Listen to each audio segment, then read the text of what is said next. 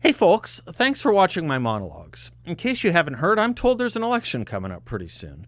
In some areas, there's a lot of violence and civil unrest. If you're in the market for personal protection for yourself or your family, I'd encourage you to visit Guns Etc. Guns Etc. is 10,200 square feet and they have product. And they're getting new product all the time. They'll work with you to get the exact type of protection that fits your needs. Stop by their store in Mesa or visit gunsetcetera.com where you'll have access to over $400 million worth of firearms and accessories. And if you like my monologues, please subscribe to 960 The Patriots YouTube channel. Welcome back and happy September 15th, 2020. Interesting question from a listener caller, Charles, last night. How did we get to a place where a Netflix movie like Cuties can A, air, and B, opposition to it be dismissed and criticized as just a conspiracy theory? He made another interesting point. After the shooting of Trayvon Martin in 2012, President Obama said, "If I had a son, he'd look like Trayvon." But President Obama did have daughters in the White House, has daughters now. In their time in the White House, they could have looked like the young girls in the movie Cuties. But no comment from the Obamas on this. One wonders, at day's end, if the fact that the Obamas are employed by Netflix for over $60 million can be a certain silence that can be certainly bought. But we can't really blame the Obamas. We can blame everyone who refuses to speak out about this. The Obamas just come to mind because A, they like to flex their moral authority here and there, and B, they are employed by Netflix, giving them additional influence on this whole matter. That added influence, along with their silence, is what is, among other things, troubling. But how did we get here? To this place where coarsening the culture and now having one side of the political spectrum back its way into defending 11-year-old girls being exploited in the mass media? Well, it comes back to two things. A, the law, and B, the culture wars we speak of here from time to time. But probably not enough. See my monologue on them from last week for more on it. Sonny Bunch in the Washington Post today gives us a little more on the movie, Cuties. For those that don't know, take some 11-year-old girls, featuring one Muslim girl from Senegal, who hates the constraints and rules of her religion, and have them work on a hypersexualized dance routine so they can enter a dance competition.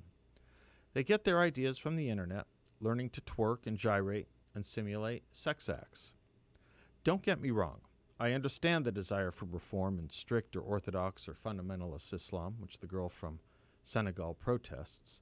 It just seems to me there's a lot of territory between liberation from the fundamentalist religious code to sexual exploitation. At the age of 11, no less.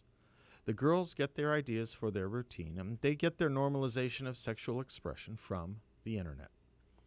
Sonny Bunch asks some good questions of those who feel the need to defend this as simply artistic or artistic freedom, while still feeling a revulsion of certain sorts.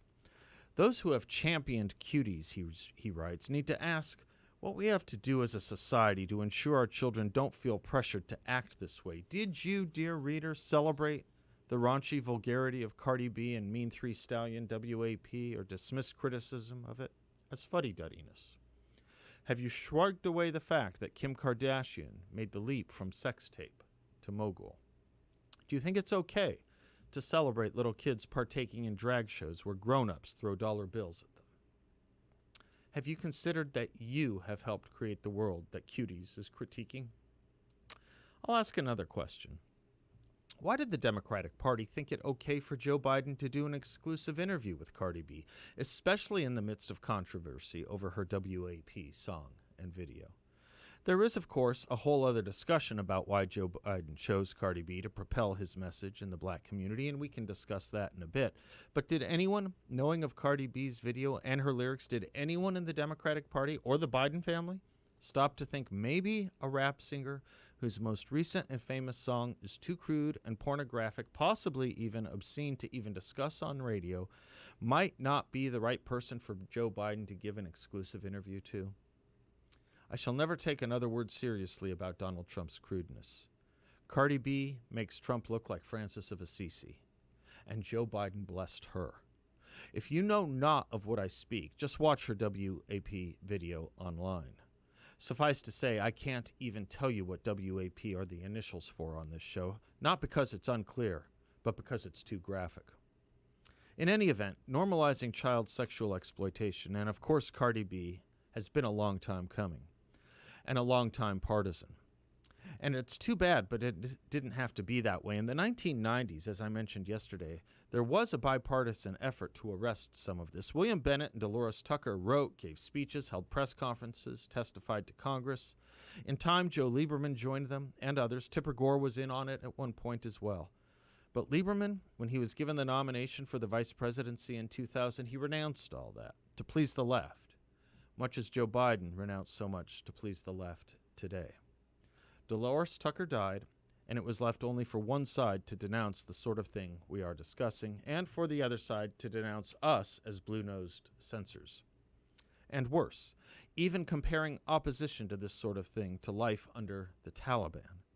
Anyone remember how popular it was to use the phrase the Taliban wing of the Republican Party, as if there were no distance between criticizing Cardi B and the Taliban? As I said, though, highlighting such irresponsible or perhaps radical rhetoric, there's a lot of territory between liberation from the fundamentalist to pornography. In any event, we weren't asking for censorship. We were asking for decency. As Dr. Bennett put it, it was about forestalling America's slide towards de-civilization. De-civilization. Keep that word in mind. Back then, the lyrics were about nothing short of rape and singing about dismemberment and cutting off women's breasts. There are things no one should sell, after all, or should have sold. But sell and sold they were. The argument against deciviliization did not take. So here we are, Cardi B with Joe Biden and Netflix with Cuties. It's not a complex issue. As Dr. Bennett put it back then, there are things on which reasonable people will disagree about taste, but some lyrics from the songs from those days were beyond the pale, and so too some actions for profit by 11-year-olds today. Parents know the power of music on young minds, and the truth of Plato's statement that musical training is a more potent instrument than any other because rhythm and harmony find their way into the inward places of the soul on which they mightily fasten, imparting grace, is even more true when it comes to visual depictions. They just didn't exist in Plato's time. I'm reminded in this woke moment we live in of something Wynton Marsalis said 2 years ago. He said, quote, "I don't think we should have a music talking about N, B, and H." Sorry, I can't say the full words he used, but he was using the words popular and rap.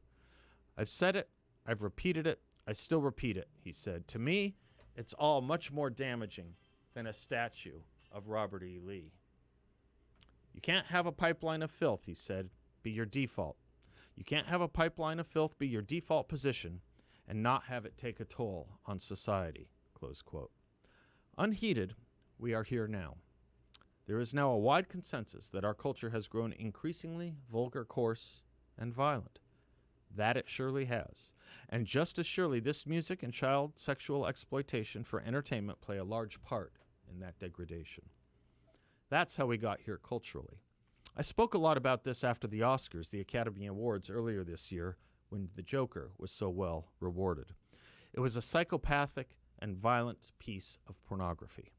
Given the same award to the lead psychopath and perpetrator of that violent movie that once went to the likes of Paul Newman, Henry Fonda, Spencer Tracy, and Anthony Hopkins for how they entertained us.